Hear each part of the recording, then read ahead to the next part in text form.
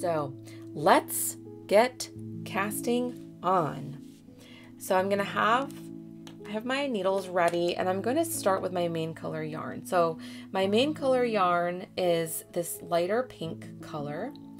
And for you, I would definitely recommend using your lightest color as well, just because that is really going to pop. So here you can see this is my light color here, and my dark color is behind it. So if you turn it over, you can see what it would look like if you switched up the colors. Okay, so similar to the long tail method, you want to have a tail. And a great way to ensure that you have the correct number of stitches or the accurate length for your tail, I like to just measure it on my needle. So I'll leave a little bit of a tail, and then I'll wrap the yarn around my needle about 5 times. And so that's going to be about 5 stitches.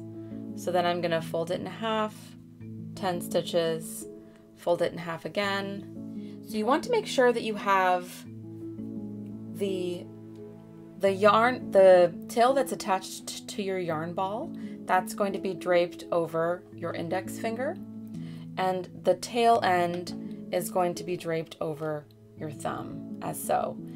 Exactly like the long tail cast on. So if you're familiar with the long tail cast on, this starts out basically identical. I'm going to take the tails and I'm going to grab them with my pinky and my ring finger, because I want to make sure this is taut, kind of like a tightrope.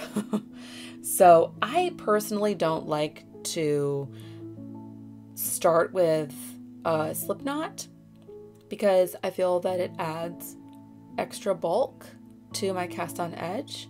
But if you want to add a slip knot as your first stitch, please feel free to do so.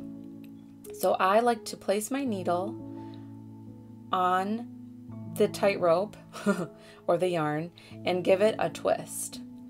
I like to have the top of the yarn going back. So I twist away from me. Does that make sense? I'll do it one more time.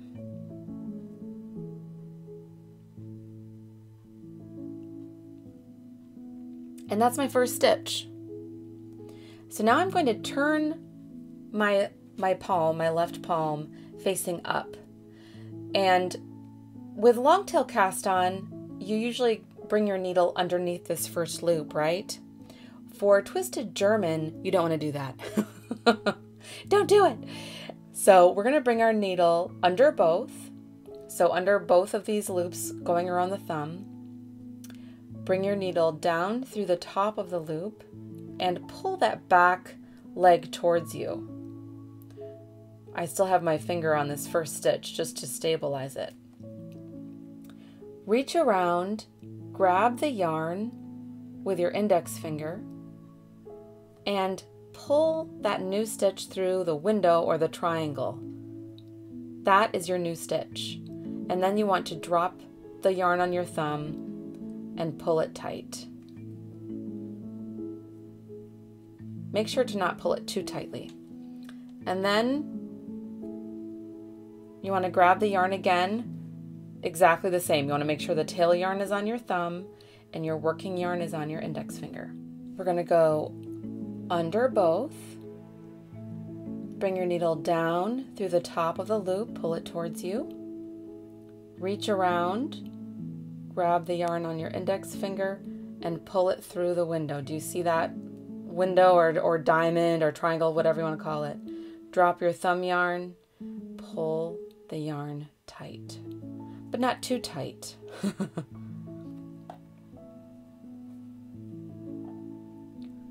Under both, down through the top, pull it towards you, reach around, grab the yarn with your index finger through the window, pull it tight.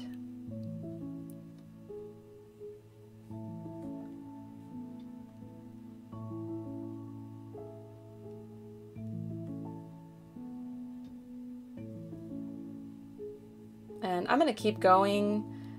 Feel free to pause it, feel free to rewind it, watch it over and over again. But I'm just going to keep going, and I'll go very slowly so you can continue to watch me.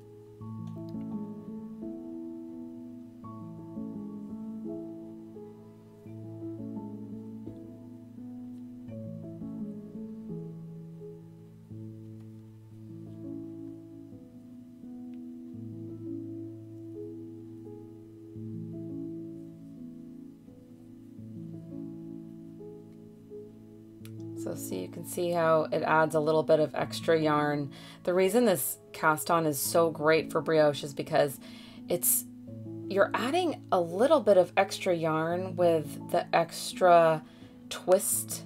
So it's similar to long tail with the movements, but you're adding a little extra yarn, which gives it such a nice stretch.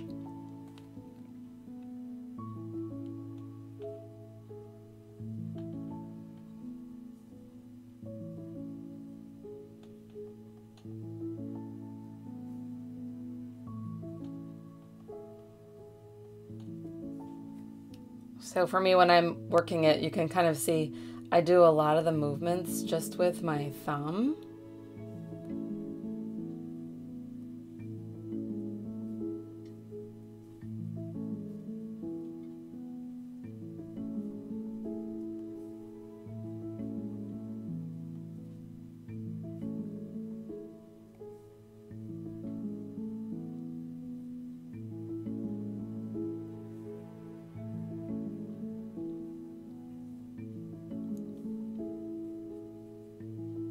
And there you go. I mean, you know, it's just the same thing over and over and over again.